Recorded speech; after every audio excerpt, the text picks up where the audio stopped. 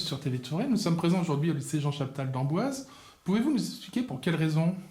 Alors bonjour, je suis Frédéric Pasco, le proviseur du lycée Jean Chaptal d'Amboise.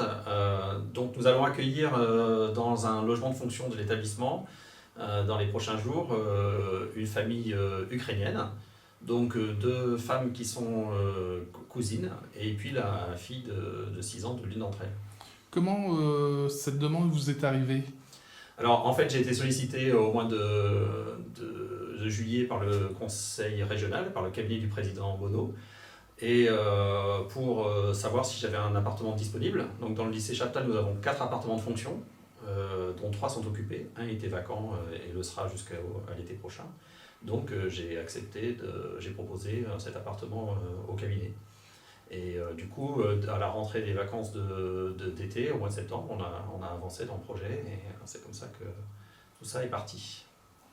Et quels sont vos besoins pour ce logement? Alors le logement, c'est un logement de fonction qui est donc vide, hein, avec les installations de base qu'on trouve dans un logement vide traditionnel. Et donc il faut le meubler entièrement.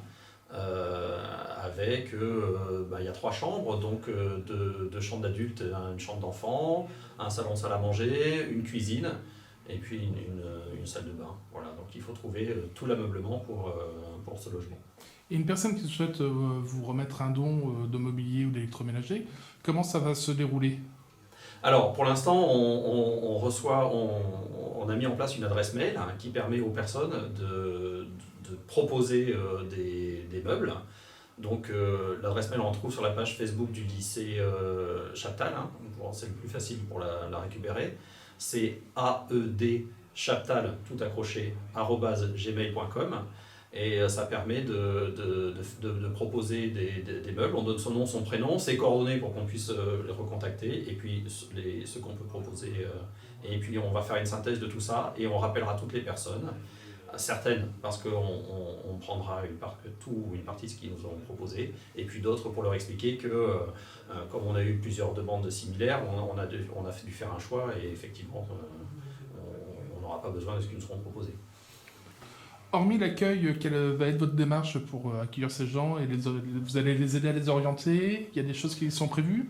Alors, le principe, c'est que c'est des personnes qui sont déjà arrivées en France au printemps dernier, juste au début de la guerre, et du coup, elles sont déjà acclimatées en quelque sorte à la France, c'est-à-dire que j'ai pas besoin, par exemple, de vêtements, etc., pour un enfant, en tout cas dans un premier temps. Et elles ont travaillé là où elles ont été accueillies. Mais pour des raisons un peu complexes, il faut qu'elles trouvent un autre logement, et c'est pour ça qu'elles vont venir ici. Et donc du coup, nous allons maintenant mettre l'accent sur l'apprentissage de la langue française. Et donc on va travailler avec un organisme de formation locale pour qu'elles apprennent le français.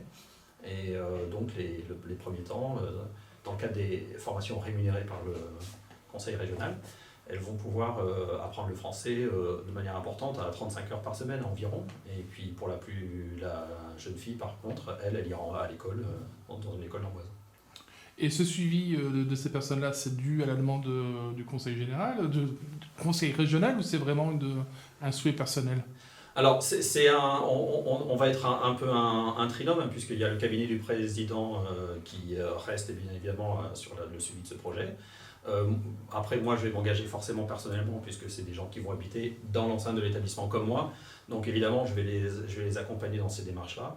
Et puis il y a une troisième personne qui est une personne qui est une réfugiée ukrainienne mais qui parle français couramment, et qui va nous accompagner dans cette démarche pour les traductions, puisque ces 3 personnes ne parlent ni français ni anglais, donc il va falloir un peu d'aide, et puis le Google Traduction classique pour nous accompagner là-dedans. Mais effectivement, je vais m'engager dans cet accompagnement au départ, et puis après j'essaierai de trouver le relais d'une association pour m'aider dans ces démarches-là. Très bien. Je vous remercie. À très bientôt sur TV Touraine. Merci, au revoir.